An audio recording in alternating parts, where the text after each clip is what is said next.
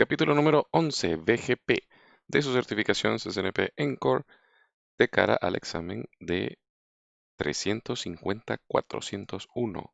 Comencemos. Revisaremos un poco los fundamentos, un poco también la configuración y algunas de las cosas fundamentales de BGP. Recuerden que es el único EGP con el cual contamos y del cual hay muchísima información durante todos los años que se ha venido utilizando este protocolo. Cosas importantes así de este capítulo resumen. Tenemos un número de sistema autónomo. Obviamente, si estamos hablando de que esto mueve el mundo de Internet, habrán algunos números que son públicos y hay otros números que son privados. Y que vienen básicamente de toda esta eh, especificación, el RFC 4893, que en parte expande el uso de esos sistemas autónomos a un valor de 32 bits, pudiendo ser muchísimos más que los 65.535 que teníamos en principio. Ahí están precisamente, ahí tenemos por ejemplo los que son del sistema original. Los valores del 64.512 al 65.535 son privados y también tenemos el rango extendido, todo este rango que está por acá. Sí, ahora tenemos números de 32 bits para identificar los sistemas autónomos. Recuerden que estos números de sistemas autónomos son asignados por la IANA. En BGP recuerden que tenemos atributos, es decir, las rutas ahora no son simplemente prefijos, sino ahora tienen información adicional que las hacen un poco más variadas. Y esos atributos se dividen en varias clasificaciones, como los bien conocidos discrecionales, los optativos, transitivos o los optativos no transitivos. En BGP también hay mecanismos de loop prevention, como muchos otros protocolos. La idea es que evitar de estos fenómenos de suboptimal routing, como lo vemos ahí en el diagrama, la idea es intentar que bueno, el tráfico no tienda a regresarse al punto donde se origina. Otro uso también interesante que hay en BGP, un fenómeno, es el de las address families, definido por el RFC 2858 para el protocolo BGP multi o el multiprotocol BGP, ¿sí? Ahora hay una extensión llamada Address Family Identifier o AFI y también tenemos el Subsequent Address Family Identifier o el SAFI. Aquí la intención es que la información que se intercambia ahora entre los peers de BGP se llama NLRI y a través de ese mecanismo de intercambio de información de enrutamiento va esta información extra que va a permitir identificar los prefijos y toda la información de forma diferenciada, ¿sí? Porque recuerden que aquí también va a estar involucrado el asunto de MPLS.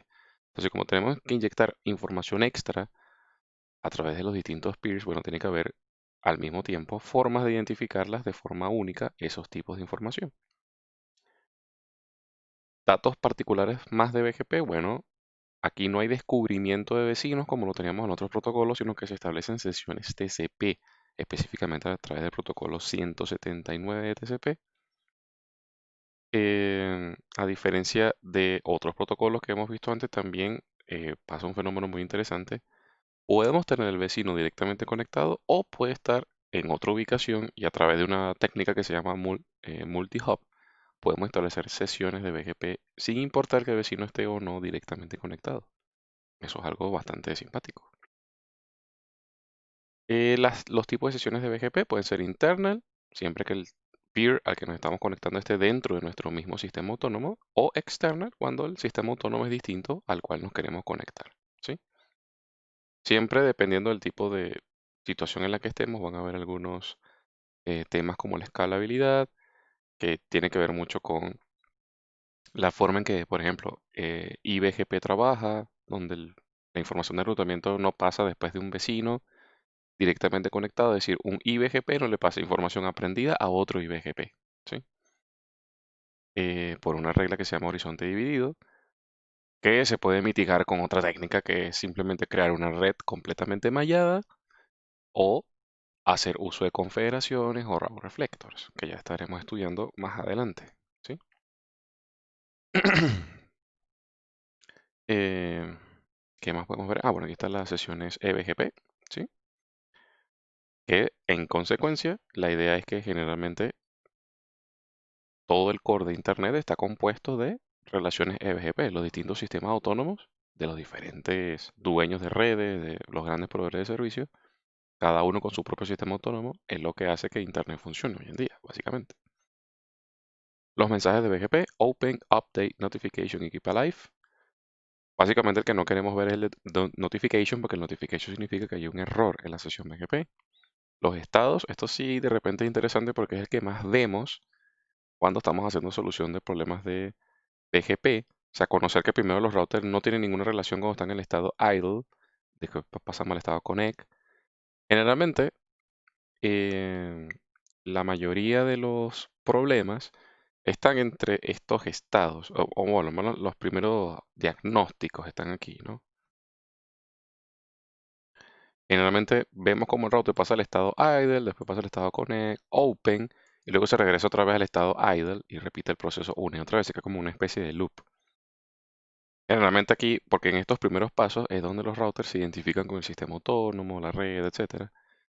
Eh, y simplemente entender que son los primeros pasos y que generalmente los elementos fundamentales para que se establezca la sesión no existen, es lo que nos puede ayudar a solventar la falla. Al ver simplemente el log, uno puede darse cuenta, bueno, que los sistemas autónomos están incorrectos, las IP están incorrectas o algún otro atributo en particular está incorrecto.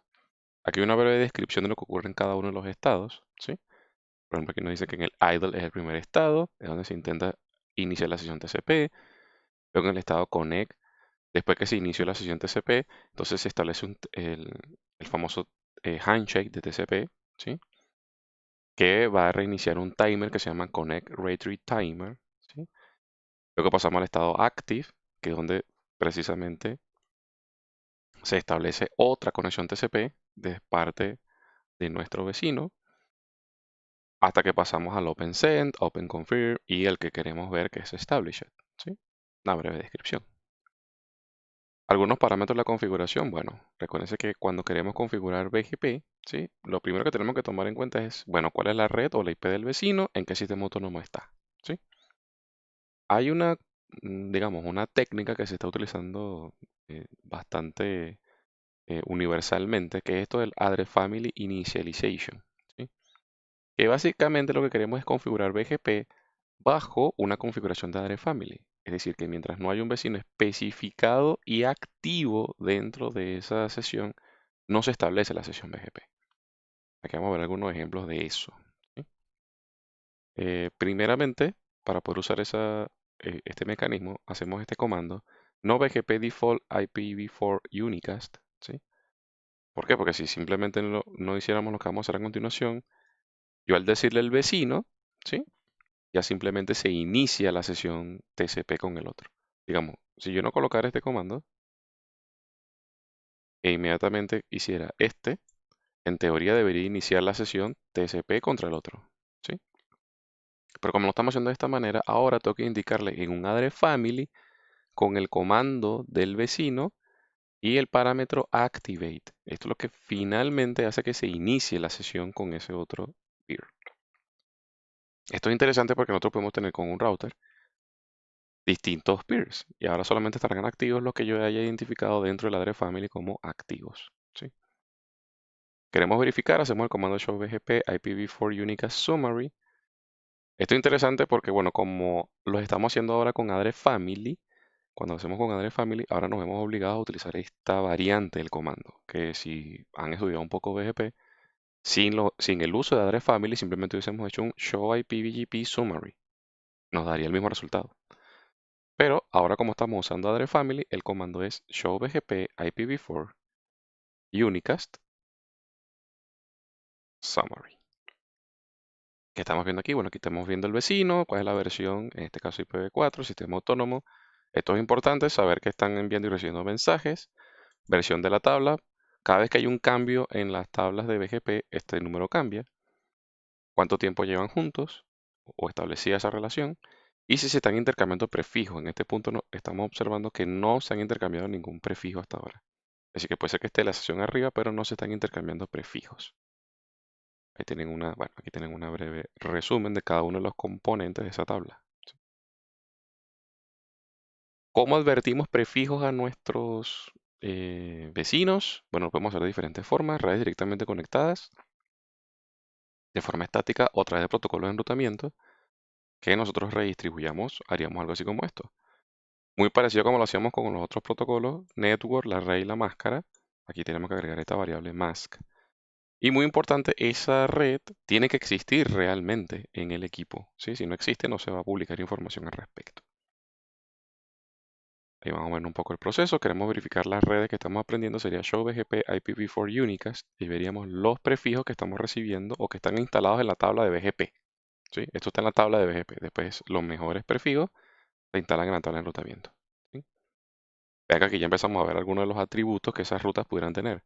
Métrica, local preference, wave y path. Sí, ya las rutas ahora tienen otros parámetros. Ya no es simplemente el network como en otros protocolos, sino que ahora tiene adicionalmente parámetros, que es lo que le da riqueza a este tema de BGP, ¿sí? También tienen un pequeño descriptivo de cada uno de los campos de esa tabla que acabamos de ver. Si queremos ver especificación, información más ampliada de una ruta en particular, show BGP IPv4 unicast y el prefijo, y ahora nos va a dar información, bueno, sistema autónomo, los valores específicos de esa red, ¿sí? Eh, en la tabla de enrutamiento, entonces veremos esas rutas con el prefijo B, ¿sí? Que se está aprendiendo por BGP. Como les había dicho antes, bueno, así se advierte rutas a los demás. Con el comando network también podemos redistribuir, también podemos sumarizar, aunque las sumarizaciones no es algo que yo haya visto específicamente en el mundo de BGP, a pesar de que trabajo en un service provider. De cara a los clientes es muy raro que veamos sumarizaciones, ¿sí? Digamos, lo más normal que existe en las configuraciones de BGP es que se mande una partial route, una full route o una default route hacia los clientes cuando configuramos BGP. Pero si quisiéramos hacer sumarizaciones sería con esta variante con el aggregate address y así estamos mandando sumarizaciones, ¿sí? A esas sumarizaciones también le podemos agregar otras variables como estos los atomic aggregate. Le daríamos aquí estas variables como summary only o también podemos decirle eh, a AES-set, ¿sí? Solamente para utilizar ese keyword, para mantener la información del path en el anuncio, ¿sí? Luego tenemos el multiprotocol BGP, ¿sí? Como dijimos antes, la idea es que se activa la transferencia de datos tanto IPv4 como IPv6, MPLS, etcétera, ¿sí? Está definido por el RFC 4760. Ya vimos que va a requerir la creación de address family, ¿sí? Aquí en principio no hay que complicarse mucho porque, digamos, todos los parámetros siguen siendo muy similares a los anteriores, ¿sí? La única diferencia es que ahora generalmente para eh, entenderlo a nivel teórico es que, bueno, ya utilizo el NLRI para intercambiar información de enrutamiento y que lo más normal es que lo utilice para intercambiar información cuando en la arquitectura exista, por ejemplo, una nube MPLS, por ejemplo, y entre otras variantes. Ahí tenemos una versión del comando para IPv6, sería show BGP IPv6. Ven que hemos visto este comando antes, pero para IPv4. Sí, muy importante, ¿por qué? Porque estamos utilizando las variables de address family. Antes vimos show BGP IPv4, unicast, lo que sea, y ahora es show BGP IPv6 unicast, un neighbor específico. Esto es interesante cuando vemos un neighbor específico porque lo que estamos buscando, dentro de otras muchas cosas, principalmente estamos buscando que diga aquí que el estado de BGP es established. Aquí es donde vemos que los estados cambian, los que les mencioné en la tabla al principio, los idle, connect, etcétera. Ahí los vemos, los estados. Si ciertamente usted ha hecho estos ejercicios sin address family, son los mismos comandos, pero en lugar de decir show BGP, decimos show IPVGP, neighbor tal cosa.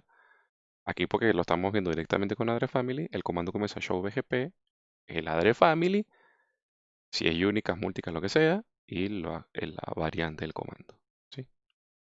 Aquí trae la tabla de IPv6, vean que son los mismos, ¿no? Networks o prefijos de IPv6 más sus prefijos, sus atributos, metric, local preference, way, path.